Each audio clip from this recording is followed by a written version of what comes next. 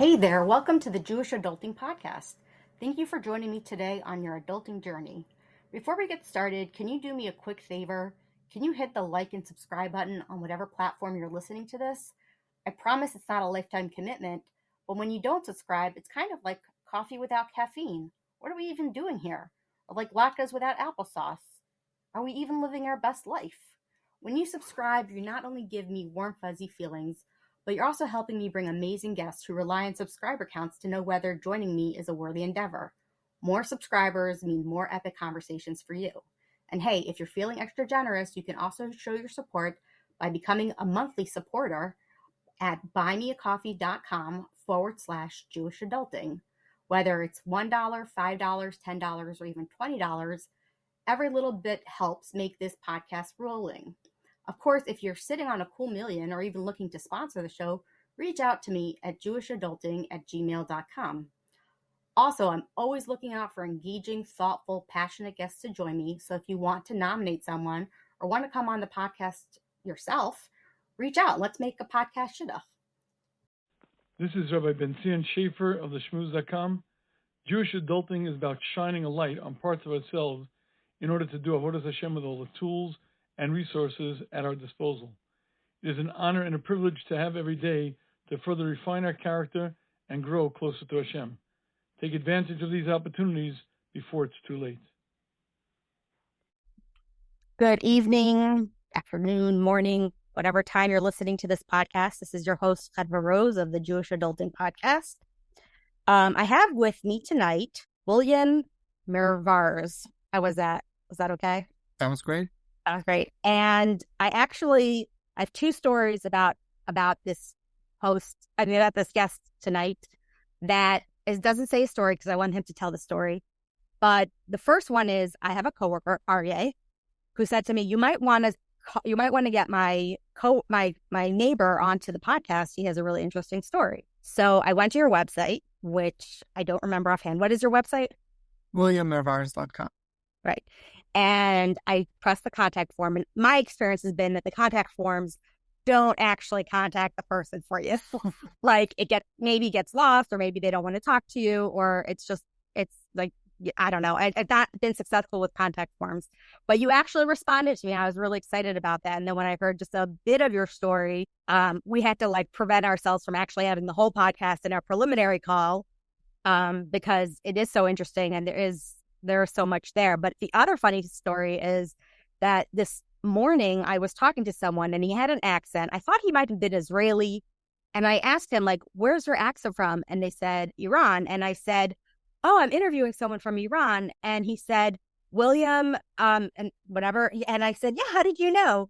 And he said, it's so unusual to have an Iranian, Muslim guy convert to Judaism that everyone knows him. And I was like, well, I'm going to absolutely tell him that tonight because, I don't know. That's a funny story. That is a funny story. So there you have it. So you're somewhat of a celebrity, and so let's get into it. So tell the audience, where are you from? Many of you also might not even hear it in his accent because your accent is so good.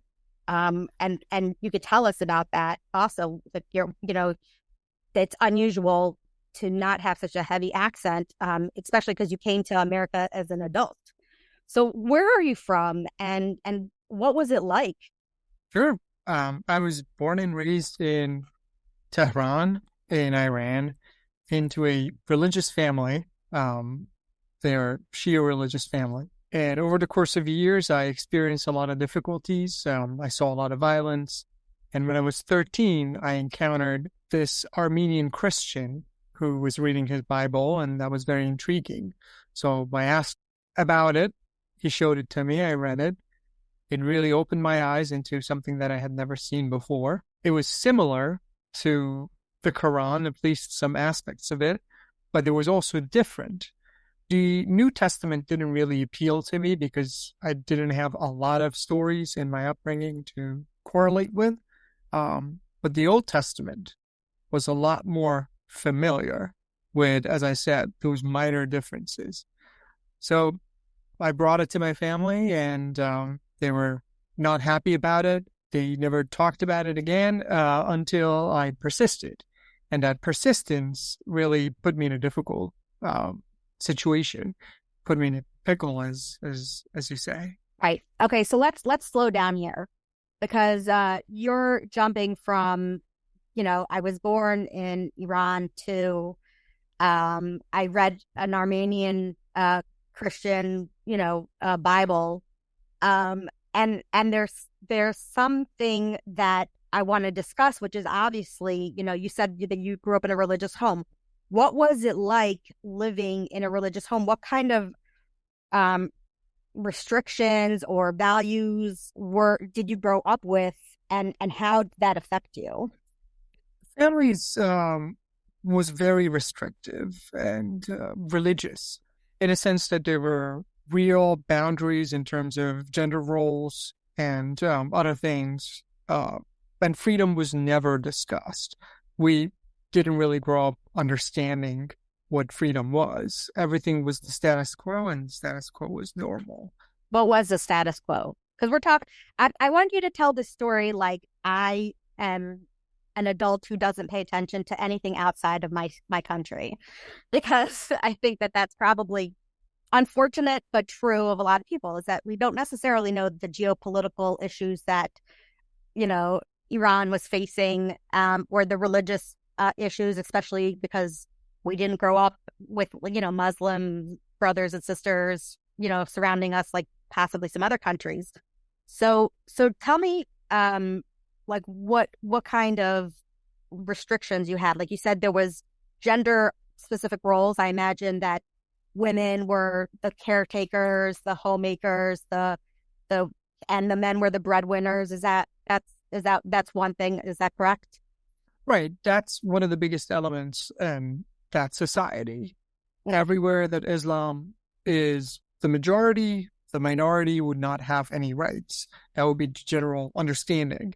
And to give you a better picture of it, Iran is, or let's take a step back. Let's do a recap of what happened in the past 50 years. Before 1979, Iran was a monarchy. Under that monarchy, people may not have had political freedom. They were not free to express themselves, to say that we don't want the Shah, we want something different. But they did have a lot of social and religious freedom. I'm going to get a lot of hate from some of the Persians in my community because they have differing opinions with me on this one, but there was religious freedom in the sense that the Jews were free to live and practice, and not just the Jews, Christians, Baha'is, and all the other minor sects were free to have their religious freedom alongside with the Muslims. But comes 1979, Ayatollah Khomeini takes power, overthrows the Shah's regime, and then implements Sharia law into the entire country, which means women are out of jobs, women are second-class citizens, Jews, Christians, everybody else is being hanged for being traitors or being infidels, and so on and so forth. And that continues. I was born in the 90s, a few years after a war had just ended. So the country was torn apart. When I grew up with some rations. I grew up waking up at 5 a.m. With my father. I was 6, and my father would send me out to go outside a few blocks, wait in line to get bread and come back. So it was a very difficult upbringing economically, as well as religiously, as well as socially. People can tell you a lot more about different things that happened. For example, there are no social freedoms in sense of LGBTQ movements. And I know that's something that the community doesn't want to talk about, but those freedoms are also taken away in such a society. Right. So it's the irony is that the Muslims have a very strong backing from the LGBTQ community. So in the West, you're saying? Yes, there's like a lot of support. Chickens for KFC. Right. So okay, so we have a very I guess we could say kind of a vacuum of possibly, a war-torn country politically, very restrictive, religiously very restrictive. What did your parents do? Was your mother a homemaker and your father? What did your father do? My mother was a homemaker, but she also wanted to work, so she was a teacher. She taught in school social sciences, history, geography, and the likes. My Okay. father is an attorney. He works various different cases. I was never involved. He wanted me to become a lawyer, but I never wanted to. Um, and we did have a good financial situation at home after a certain age, especially because my father was well connected and he was making a lot of different connections. But he was also a war veteran, so that helped him a lot in getting different opportunities and getting ahead in that sense. Okay. Okay. So, and you have siblings. What's your siblings situation? I am the oldest of three boys. Uh, Me and my younger brother are 2 years apart, so naturally there was some sibling rivalry, but the unhealthy and awful parenting worsened the situation. I never truly had a relationship or a good relationship with him. Okay. My parents also pitted us against each other, for better or worse. And then there's my youngest brother, who is 15 years my junior. Um, Oh, wow. yeah. Okay. So, and do you have like a larger extended family, like cousins and aunts, uncles, or are you guys a pretty like isolated family? No, so that's one of the things that I wanted to talk about as well. We had a very large family in the sense that the extended family was always included in all the family gatherings. Hmm. We would go to my aunts and uncles. We would go to my second cousins. We would attend their weddings, social gatherings, and all the things. And I knew them all, second cousins, third cousins, even. And I would go over to different cities and stay by them.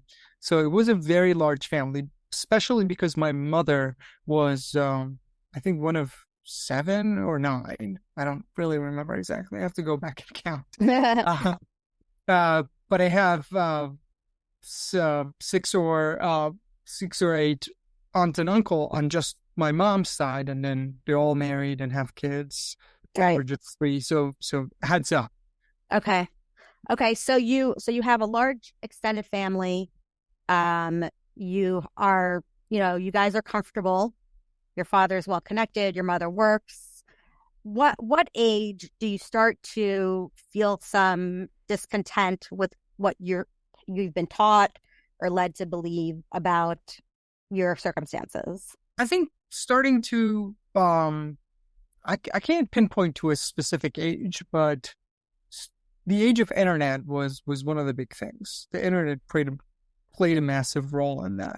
Watching videos online, reading other people's experiences online proved to me that the status quo that I was talking about wasn't normal. It wasn't normal for us to see bodies hung from cranes driving around town. It wasn't normal for us to be shot at when we were protesting. It wasn't normal for women to be segregated in society into different buses, different entrances, not having the right to own property or anything. It was not normal to have those elements in that society. Okay. So what I find interesting about your awakening via the internet is that, like, as I use this phrase so much, it's like so overused. So I apologize to all my listeners that I say this so much, but I feel like, when I think about children or teenagers first getting access to the internet, I feel like they don't necessarily even know what they're looking for, right? Like did you start listening to the news? Like I wouldn't even like if I got online in a very I guess segregated, closed off community, I wouldn't know to look up women's rights. I would think, oh, women's rights, yeah, nobody has them. It's an element of like she'ena yodel, like I don't know what I don't know. How did you even know to like look and see and be like curious about those aspects of religion, society, and culture? I think it was just a rebellious phase as well, but that rebellious phase persisted just because I I think I was born with it somehow. Okay. I can't, again, there's internet is just such a vast ocean of information, and you're right. I did not know what to look for. I did not know to look for this or like look for that. But just being exposed to anecdotes of certain things, being Mhm. exposed to, oh, you watch a movie and you see people go out and drinking and that's normal. Or you read somewhere that this person had sex before marriage and nothing happened to them. They were not stoned to death. Oh, that's normal. That's interesting. And then you read on and on and on, and then you understand that societies are different than the reality that you're living in. It's like I'm going on deep end right now. The matrix Yeah. is surrounding you. Right. So, so, okay. So now we have a good understanding of what life was like in a relatively comfortable-ish situation where you had some questions that you were exposed to via the internet. And you realize that it wasn't normal to see violence. It wasn't normal to see bodies hanging around and people shot. And, you know, this led you to, now we could go to the part of the story where you got access to the Christian Bible, right? You got to the Old Testament. Mm-hmm. And does it resonate with you? Do the stories resonate with you? Like, what did you find there? As I said, the New Testament wasn't really resonating to me, and I get this question a lot: that why did you choose Judaism over Christianity, and when did that happen? Was it the get go? Was it Right. later? Was it when? Yeah. So I think for that reason, Christianity wasn't really resonating with me. I didn't have any stories from my religious classes in school and upbringing to correlate with that and just put them on the same level. I mean, the story of Mary and Jesus, of course, but the rest of it is not. The story of the Noah's Ark, the story of Abraham and the Acacia, all of that is in the Old Testament. So reading more on the Old Testament, it just helped me understand more that like, oh, there are other religions out there. And then that's the other part, going back to like, how do you know what you don't know? Like, I had no idea. I was told that there are these species called the Jews, and they have to be eradicated for the world to become a better place. And now I see that they have a book of themselves and they have a land called Israel. What is going on? So Yahoo Answers, way back when, if anyone's old enough. Oh, Yahoo! Wow. Oh, that. uh, exactly. And I would ask questions. What is the religion of Israel? What is the religion of people in Israel? And I would learn that like a lot of people, like 20% are Muslim. And I was baffled by that fact. How does that work? And then I started reading on more on the Chabad's website or some Farsi websites that I think some Persian Jews from LA run them, about the history of the Persian Jews and so on and so forth. So Okay. I became more and more intrigued about the Jewish people. Okay. So now you have some knowledge, you have some questions, and then there comes a point, and you said that you also learned about it from summer camp. Correct. That was the Armenian Christian. I met him in summer. Okay. Okay. So now you're sort of like kind of unhappy with the politics, or unhappy with the questions, about religion and the restrictions that they're having. What's a turning point for you? What happened in your life, or in geopolitical uh you know crises that might have influenced you to push yourself out of your comfort zone? There are there are a lot of moments in the Iranian people's modern history that are upheavals in society, and each individual would experience at least a couple of them. Mm. For me, that moment came about in 2008. That was the Green Movement or the Green Revolution or student uprising, whatever you want to call it, Ahmadinejad was selected, and I use that word on purpose, as president for a second term, and students were not happy. Mm. So it wasn't like a democratically selected. It was like selected via some sort of puppet government. Absolutely. There are no elections in Iran. They're all sham. It's all predetermined. Right. Okay, so you have this uprising and it becomes a turning point for you. Where do you go from here? I think I was very hopeful that this would be the moment that we are going to overthrow this authoritarian regime and become free people. And at that moment, I could be whoever I wanted to be. I could pursue more of this Jewish identity and find out who the Jewish people are, how can I convert to them, join them, how can I visit Israel, and so on and so forth. But it wasn't really that moment because it was crushed by violence. The regime has all the resources, has all the guns to crush any protest, and that was one of them. Okay. So it wasn't the revolution that you had hoped it would be. Right. So I'm sure your family was not happy that you were even involved in that. No, they were not. They were not. That must have created quite a bit of tension at home. There was a lot of tension just starting from that summer camp. But again, things were just building up and building up to the point that after this revolution or uprising, because of my involvement, and I was in the middle of the street, I wasn't involved in any of the groups per se, but I was in the crowd. I was chanting. I was setting trash cans on fire per se. Mm-hmm. And that made me that made me depressed. So I kind of went back into my cocoon thinking that like, okay, this is all over. All of my hopes are crushed. I can't do anything. And I wanted to bring up something that like no teenager, no 16-year-old should ever see. I remember a lot of violence during those, I think it was a week or 2 weeks of protests. There were batons flying at us and of course live rams being shot. But I went to Google Maps and I looked at a location of a particular memory that I had.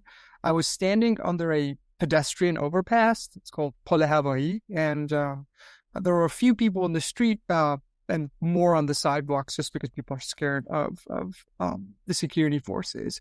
Suddenly, a tear gas just hit the overpass and fell in front of me and another guy. While I went to kick it away from the crowd, a shot rang, and the other guy fell to the ground. He was shot in the head. I was 16 and a half years old. Oh, wow. I'm grateful that by the stroke of luck, or maybe Hashem, I moved out of the way and my life didn't end. But those scenes never leave me alone. I have to live with that. Right. I mean, that's extremely challenging. I don't think that people nowadays can really understand the level of violence that you're exposed to. I think even until today, I mean, we're talking about widespread, violence against the, people that we learn about in history books. And yet it wasn't so long ago. I mean, you're not talking about so long ago. I mean, this is just my experience. And that was almost 10 years ago. But right. Since I've left Iran, there have been at least, I can count at least 5 other uprisings that have had very, very massive casualties. Right, which I don't think the world talks. I don't know if the world talks about it as much. I don't think it's talked about much. Right. Probably, I imagine there's some censorship going on, not allowing that knowledge to get out or for whatever reason. Now, so you leave your family behind. Was there a conflict of emotions, or it was so obvious that you had to leave in order to sustain any of your mental health and inner peace that you had to get out? Was it a sense of relief, or was it sense of, fear? Like what were the feelings about fleeing? I don't think my family really cared about my mental health or anyone's mental health. The mental health is not really talked about, and it's not a priority in any of the Muslim countries or authoritarian countries for that matter. Mhm. My parents did not approve of anything that I had done, including that part. And I wanted to just get away from them, get away from the whole chaos and the depressing scenes in the capital. So I decided to just one day pack up and just go as far as I can within the boundaries that the country allows me to. And that was an island off the southern coast of Iran called Kish. So I went there, dropped out of high school, went there and just started working on a ship and went back to high school and night school to just finish my education.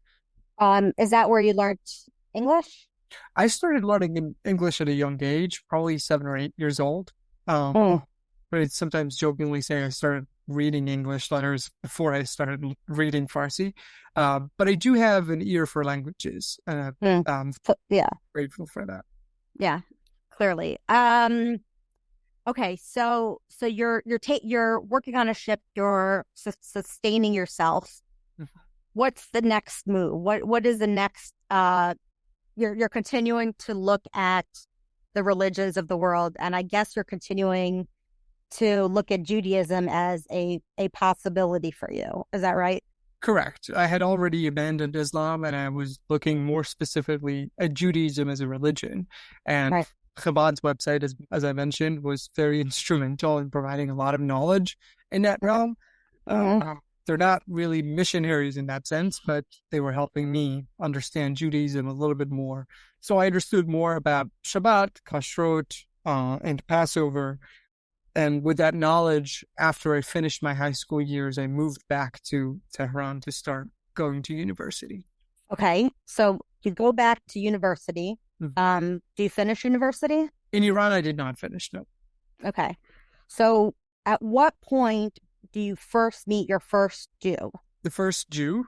Yeah, It's a very interesting question. I have to think about because that. I oftentimes hear from converts that, especially from countries that have like no Jewish population, that they like. I specifically remember I spoke to somebody from the Philippines who converted, and she said she didn't even know that like Jews were like real, that they were like even like a people that still existed and followed the laws of the Old Testament. Like she was shocked because that was one of her many questions to the church was, if there's an Old Testament, how come we don't follow anything in the Old Testament? We only do, very basic things that have, nothing to do with it. We don't keep kosher. We don't keep Shabbos. We don't keep Shabbos on the right day, even if we have like a day rest. So I remember her telling me the story of how she met her first Jew. And I thought to myself, is that normal for a convert to remember their first Jew, especially in a place that they don't have Jews? So that's why I'm asking that question. I don't think I can pinpoint to the exact first Jew that I ever met, but I did meet some individuals from the Jewish community inside Iran because as I was getting to know Judaism more, I wanted to find items that were associated to Judaism, Jewish things. Let's call it that. I went to this antique store, which happens to be owned by Persian Jews in Tehran, and I bought a Hanukkah, and that's the one I lit tonight on the second night of Hanukkah. That's the one I lit. That's I so brought sweet. with me. So I said, I guess that would be the first Jew that I have ever met in person. But going back to my upbringing, the media, the news, newspapers, everywhere, it's filled with videos and pictures of IDF soldiers allegedly beating Palestinian children. And that's ingrained into everyone's daily life. So I had seen Jews on TV, but I had never met one in person until I went to a Judaica store. Oh, got it. Okay. So that's interesting. So you got, first of all, I love that. I love that we're talking about Hanukkah. I mean, we're on Hanukkah, although this episode might not come out, but it is Hanukkah tonight, the second night of Hanukkah. And I love that you have the menorah that you got in Iran, that you lit. That's incredible. That's so powerful. I'm sure it's very, I mean, it feels like it would be a powerful symbol. It's a precious item. And another fun fact about it is that right underneath the Hanukkah, it said imported from Israel. So it was probably imported from Israel to Iran before 1979. And now I've brought it to the US. Right. That's great. Okay. Okay. So at what point do you decide you obviously live in America now.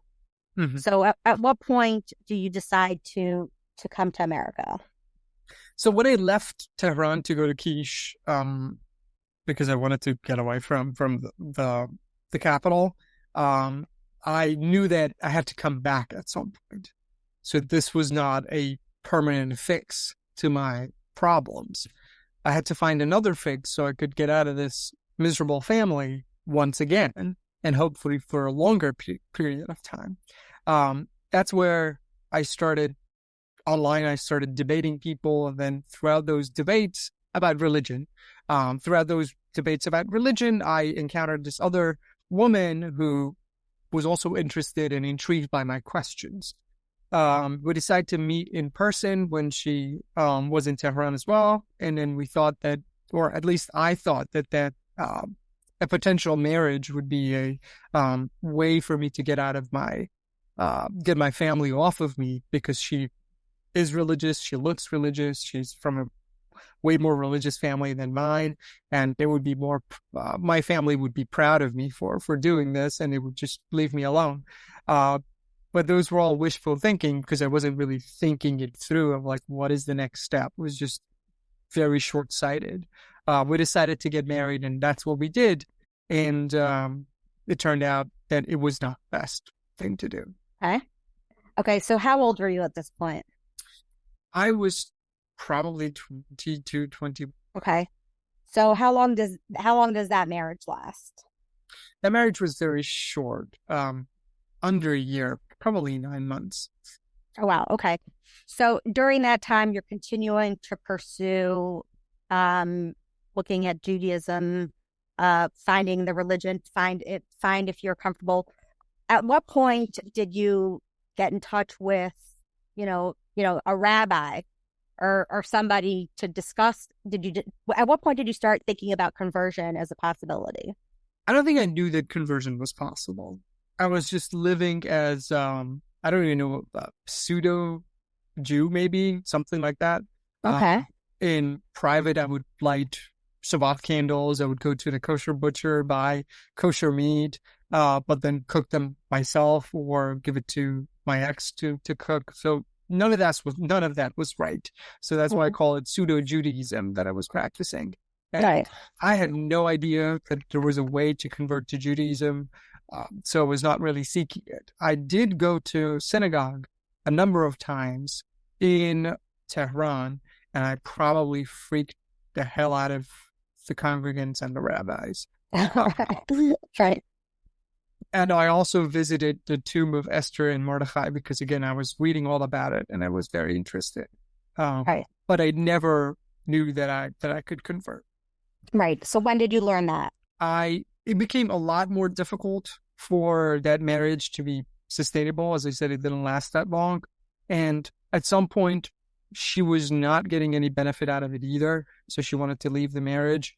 And we went through this dramatic moment that we had a fight, and she revealed to her family that I had abandoned Islam, and they kind of went through this motion to lock the door to their house and then call the police, call my parents. And that was the moment that I had to decide that I need to leave. This is the moment that I don't have any other window open. This is my only chance. Right. I have to fight and leave, because else I would die. As soon as my parents came, I used that opportunity. The door opened. I left. I pushed through everything. And that's the night that I left Iran. That was sometime September of 2016. My first thought was that I wanted to go to Israel. I thought that I would be safe there. I would be allowed to live as I wanted to live. Once again, I had no idea that there was a conversion process. But when I contacted the only friend, the only actual Jewish person that I knew outside of Iran, he said, "You can't go to Israel because you don't have a conversion yet." And I said, "What the heck does that mean?" So he helped me come to the U.S., and that's when I started a conversion process. So that's so interesting to me. That did anybody try to discourage you from converting? I first started converting with the conservative movement. I don't recall if there was discouragement, like verbal discouragement, but the process was lengthy. They did not make it easy for anyone to convert. It took me about a little bit over 2 years to convert with the conservative movement. Because I didn't know there were different flavors to Judaism, and that's the first synagogue that I went to. Right, right. Yeah, so I think that, I've heard that before, that for some reason, even though Orthodox Jews are the most recognizably different, right? Like you can tell an Orthodox Jew a mile away. For some reason, people go to conservative shuls because they don't realize or know how to access Orthodoxy. I find that very curious. I don't know if there's a reason for that, why that would be the case, but that's very interesting. So you converted it for 2 years. You worked on converting through the conservative movement. Correct. And then you successfully do that. And then at what point do things start to shift? I think at the end of my conversion process, I realized that I wanted something more than that. So I sought a different conversion process. And also at the same time, I needed to finish my education. I needed to go to college so that I could earn a bachelor's degree. That's where YU comes in. And Yeshiva University, someone told me about it. Either they reached out and I applied, met with individuals, the admissions office, was admitted to the school, and I started attending with the conversion process alongside it together. Okay, so you go to YU as a Jewish conservative Jew. Correct. And then you feel like there's more to this religion than whatever conservatism has to offer you. What were some of those moments like when you realized the difference, that there was even a difference, and that you wanted that difference? Can you tell me a little bit about that sort of evolution? Sure. I think the biggest thing for me was the communal aspect of it. When we talked about family, remember we said that I had a big family, so everyone was always around.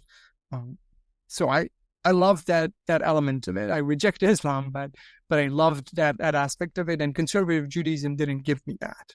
I wanted to live in a community with individuals who are also in the same values with me, have Shabbat dinners every week, have all the samachot together, and be one big family. That's what I was seeking. And I think Orthodox Judaism had the answer for me. Beautiful.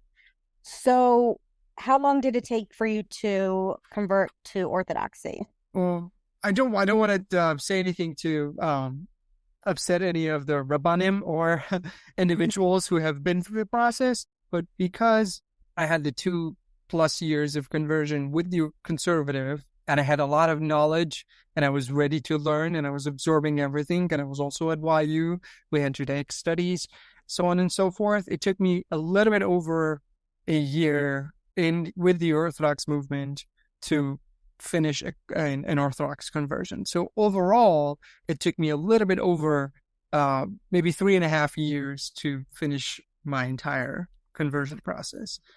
So you're saying that it wasn't like getting a PhD in Judaism, because you had already been working on it for so long, and you had a lot of knowledge, and you were absorbing the language, you were absorbing the culture and the religious aspect that it was in a way expedited because you were in an essentially an Orthodox setting. So And I gave that disclaimer because a lot of people say the conversion process is too long with the Orthodoxy. Correct. That is correct. If I didn't have my conservative conversion, if I didn't have those 5 years of just reading random texts online, then correct. My conversion process with the Orthodox movement would have been much, much longer.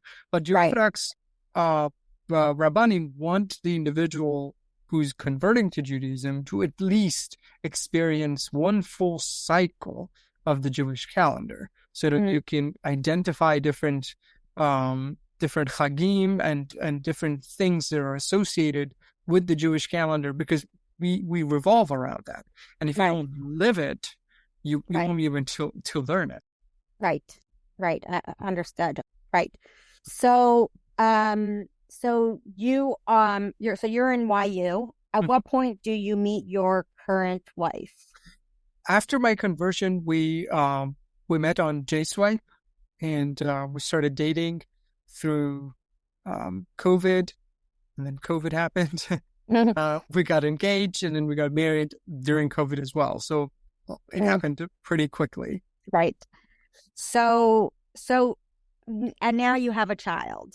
Correct. So let's go to, you have a daughter, right? Your daughter who is 2 years old. Yes. Right. Which is such a precious age. I miss those days so much. So enjoy every moment of it. But let's talk about,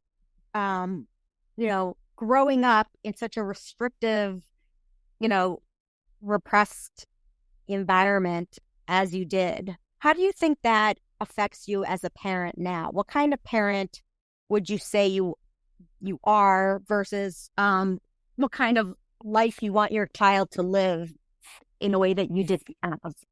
My parents did not respect my own independence and personhood. I was legally and emotionally the property of my parents.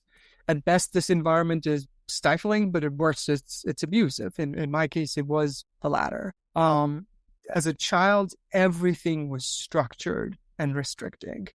There was no spontaneity or freedom. I was not free range. I was actually caged. And in fact, when I came to the US, I legally changed my name because I couldn't in Iran change my name. I didn't have that right. So I changed my first name legally from my birth name, Reza, to my current name, William.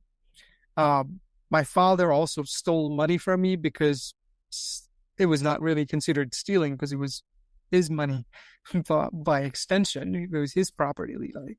So with all of that, I think I'm raising my daughter exactly opposite of how my parents raised me. Mm-hmm. So, I know that many times this is pretty normal for people who, let's say, go have one kind of upraising to say, I'm never going to do anything my parents did, let's say, regarding discipline. Let's say you had parents that potched you. I'm just saying as an example. So then you say, I'm never going to potch my kid and I'll never put my hands on them. And because, that tore me up, that influenced me, that hurt me, that wounded me in a way that I'm just not willing to do for my child.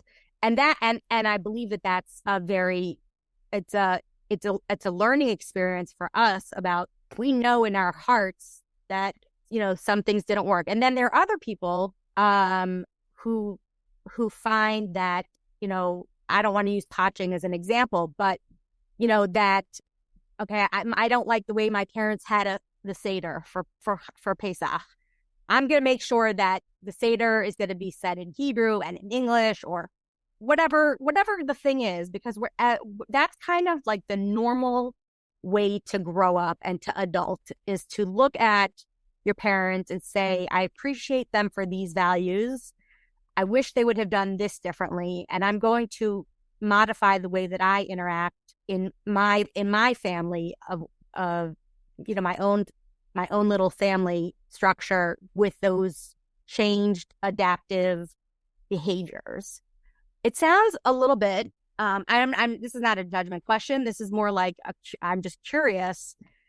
You mentioned to me free range parenting, that in many ways you're providing your daughter these opportunities of uncaged moments where the structure, you're allowing her to have like a natural exploration of the world and to have that unrestricted, like she has autonomy to explore the world as she sees fit. Do you feel like there could be a balance between maybe some of those restrictions? Because you did become an Orthodox Jew, which has a lot of rules and restrictions and regulations. So obviously, on one hand, there's a time and a place for structure, and then there's a time and a place for autonomy. It sounds like you're trying to find that balance. Right. I kind of disagree with Judaism being restrictive.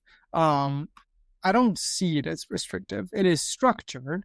And well, as you mentioned, it has a lot of structure to it. But more importantly, there's a method to this madness. There is a very logical and documented thread that you can trace from the Torah to the Shulchan Aruch. There's a why to almost everything we do. So to me, it makes sense and it makes life more meaningful. Islam was the exact opposite. I'm not allowed to question. I also appreciate that questioning and learning is encouraged. In part because of this, I feel totally at home within Judaism, within Orthodox Judaism as well. I don't know if my becoming Orthodox was a transformation so much as it was a homecoming. It really felt and still feels right. And as for my child and her upbringing, I'm not really letting her just roam around and be free. And when she turns 18, she's going to do all sorts of crazy things. And I'm not going to talk into the future, actually. But okay, that's but I'm smart not move. going to. But I'm not going to not give her the freedom to make mistakes. I don't think my parents gave me the freedom to make mistakes so that I could learn from them.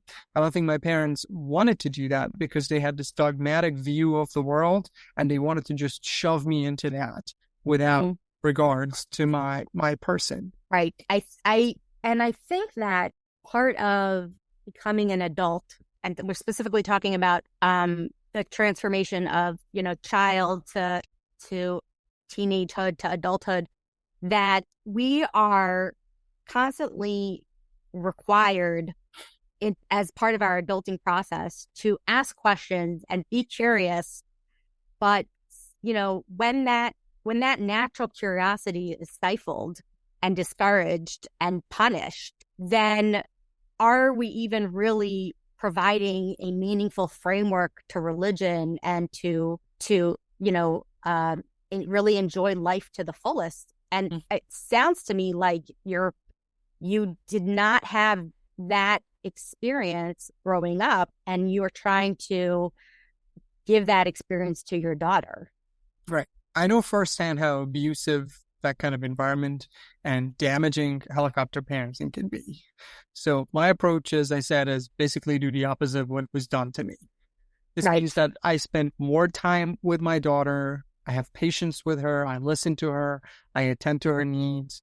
I explain things to her, even if it just someone walks around and says, like, you're explaining quantum physics to a 2-year-old. Yeah, but she's not going to understand it, but at least calmed her down because I used so many new words that she's never heard before. And now she's just calm and she's listening. And obviously it's age appropriate. Quantum physics was just an example. I never even considered treating my child the way I was treated. My parents used to say I would understand when I have my own kids, but I understand them even less after having my own kid. I don't know what was their method. Life has been hard for me. Treating my child well is easy. And I'm sure it will pay off for the both of us and for her siblings and our future kids. It helps me keep my patience when I get down to her level and I have a discussion with her. Right. Well, it really sounds, first of all, it sounds like your daughter is very lucky to have you. And I think that every parent can learn from that idea of the children are wiser are smarter than we think, and they could understand many things. But the most important part is to be engaging in the conversation in the first place. And so it sounds like you're allowing her that freedom that is going to serve her very well, and that would have served you a much healthier, happier existence, and you might even have stayed in as a Muslim had you been given that outlet for creatively looking at the world and problem solving and connecting to the religion and feeling like you had autonomy over yourself and were respected as a person. Right. I think my folks weren't that interested in making a time commitment. And Right. now, as you said, I get to create my childhood the way I wanted it to be, but for my Right. own children. Right. Well, so much of parenting is being mitaking on our past and our childhood.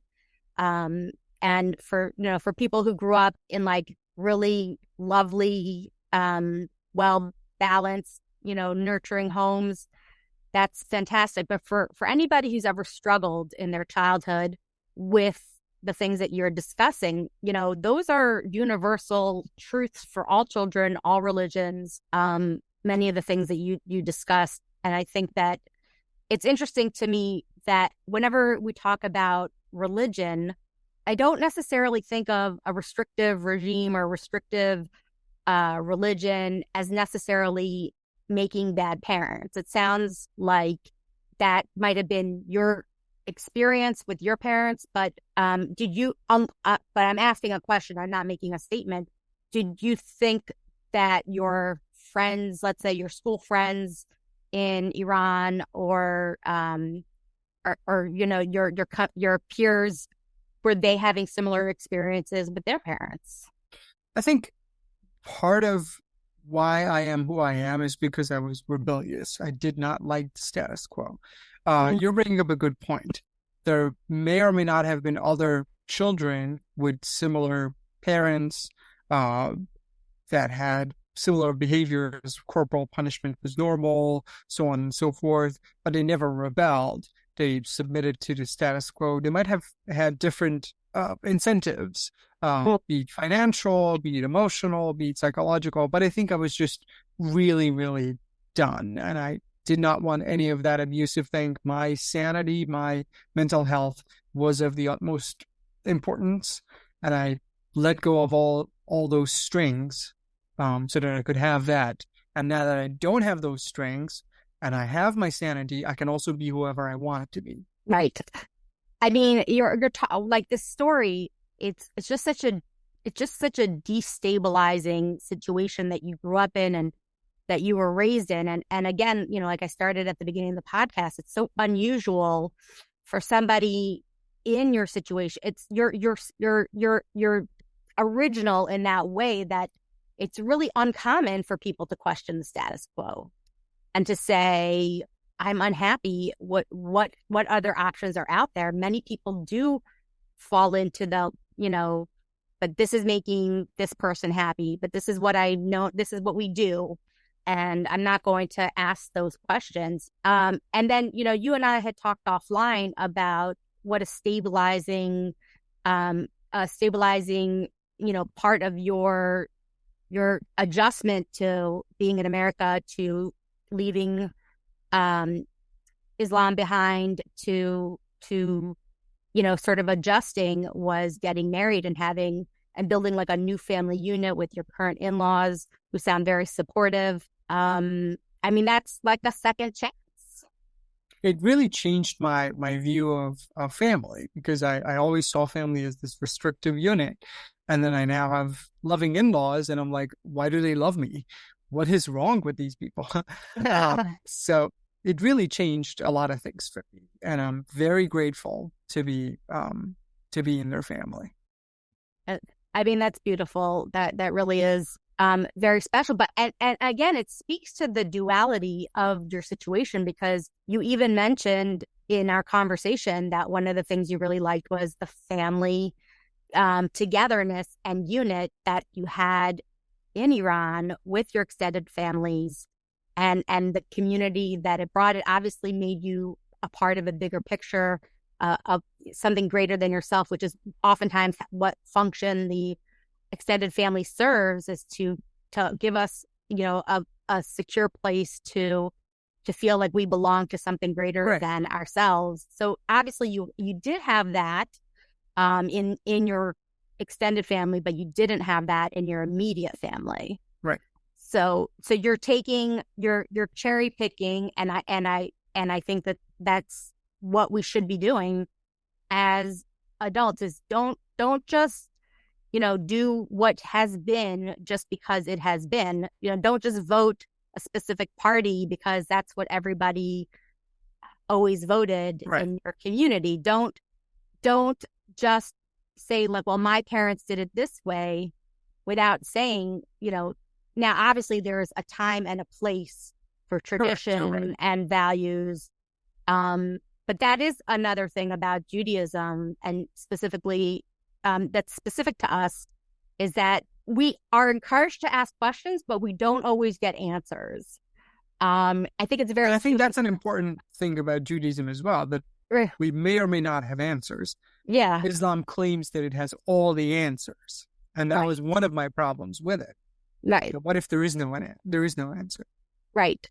And I mean, I just did a podcast about tefillah, and we discussed the why people might feel disconnected from tefillah, with Rabbi Yoshua Karsh, and he said, the issue came up where people are saying, well, I'm going to ask Hashem to save this person from this illness, or to give me, parnasa, to give me a shidduch, and those things don't happen. And then you feel like you then are being told no constantly. But the laws of numbers, the laws of averages is if you daven for everything, then mostly everything will be answered. And it's about understanding that there's going to be times where you don't have all the answers, or you feel like you're not getting what you want, but that's not an indication of not being loved, of not being watched over, of that. I have found, I mean, during the course of my podcasting, I've learned so much about my relationship with Hashem, but I definitely see that we can continue to make the decisions for our family, for our lives. I think your story is so interesting. Let me ask you, what do you see as, you obviously said that you're trying to be mitaking your childhood with your current child. Do you see any values that you had as a child, wanting to pass that on? Is there any part of your childhood that you would share with your daughter? Sorry, give me 1 second. I'm so sorry. I'm sorry. Can you hear me? Yeah. Okay. Can you repeat that question one more time? That's okay. I was asking. I hope you edit these. I'm so sorry. Fluke. That's okay. Don't worry about it. I don't claim to have perfect podcasts. We are not Hollywood productions here. We have that's not a promise I make to my listeners. Yeah. So the question that I'm asking you is, as we mentioned, you're trying to be attacking your childhood and live a life of meaning and purpose in the framework of Judaism. And I guess the question that I have, and the answer could be no. Obviously, I don't know the answer. But is there any part of your values or your traditions or your any part of your childhood that you do want to share with your daughter, that you are like not throwing, not that it was all bad, that there were some parts of your childhood that did give you a measure of comfort, or that did provide some sort of outlet for you? Because I think it's important, and I'm very curious. I know that I at one point was like, I'm going to do everything opposite my parents do, and then as I grew up, I realized that I really didn't understand the scope of what they had done for me. And I I'll just give you a classic example is like my parents were a bunch of jokesters, and I take after them, and I go like, oh, thank goodness they gave me a sense of humor, because how would I have functioned without a sense of humor? So even though they embarrassed me like nothing else when I was growing up, and that I would be like, oh, please God, no more jokes, but now I'm like, oh, thank goodness I have that, and I could give that to my children. Right. Is there any part of your background that you could look at and say, and at the very minimum, you could say your strength of character and your resilience from overcoming that is the legacy. But is there any part of your childhood that you could say, you know what, I would want my child to have, to cherry pick this part of my childhood? So one of the things that I have been doing, and I started doing that when she was born, while I reject Islam, I'm very proud to be Persian. And Jews have such a rich history in Persia and Iran, and Jewish Masorah, and exclusively, and just that history dates back to the first temple destruction. Yeah. For that sense, I love learning about Persian Masorah, and exclusively I speak Judeo-Persian to my daughter. Complete Judeo-Persian, like I don't speak English to her. Excuse me. And I hope to do this consistently so that she can learn it from me. She's already picked up on some of the language and speaks both English and Farsi with a dash of Hebrew. But I think that's the part that I would really want to give to her, because being Jewish is giving me a path to explore my Persian roots and my Persian heritage much further, because I'm now connected to a people that has longer roots in the land of Iran or Persia, or that history for that matter. That's what I would want to give her. I love that answer. I love that answer because, again, it takes an adult to say not all parts of this is inherently garbage, that there's something right. Like I love that answer, because it really says to me that you could look at your life's, the totality of the circumstances, and say, but now I'm a proud Persian Jew. And that's very special to hear. So thank you so much for that. Sure. Is there anything that you, any part of your story that you would want to share or have people understand about your journey that you would want to leave the audience with before we let you go? Anything that you would want to tell people about, their own journey or their own adulting in this through this process? I guess that has a twofold answer to that. One is, I would like to give people advice and say, if you're struggling and life is difficult, my wife hates this, but if you're struggling and things are difficult, pretend that you're in the middle of the ocean and there are sharks around. What do? You have to climb a tree. So you're in the middle of the ocean. What are you going to do? You have to climb a tree. So find the way, knock on every possible door, because sitting in your status quo is miserable and it's going to stay miserable. But leaving your comfort zone and just going out there, opening windows and doors for opportunities, it would really help. As for the other part, I think we as Jews should be grateful that we live in America. America provides us with so much, and not just us, provides everyone with the First Amendment, the Second Amendment, all the way through all of them, and the Constitution. We have so many rights.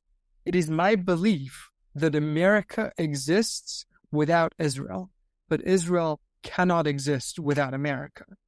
So I hope that people come to this realization so that we can protect and preserve this country and provide for its national security interests and protect it from threats, foreign or domestic.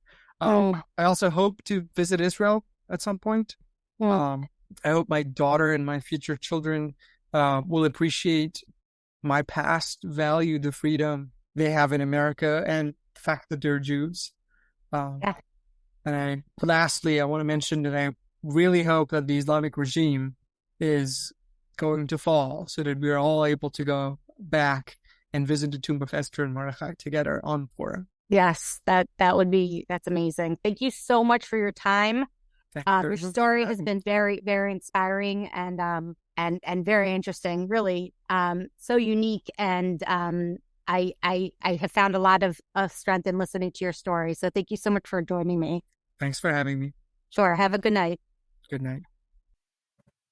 Views expressed by me, your host, and my delightful guest are not necessarily reflective of each other's views, ideas, or life choices.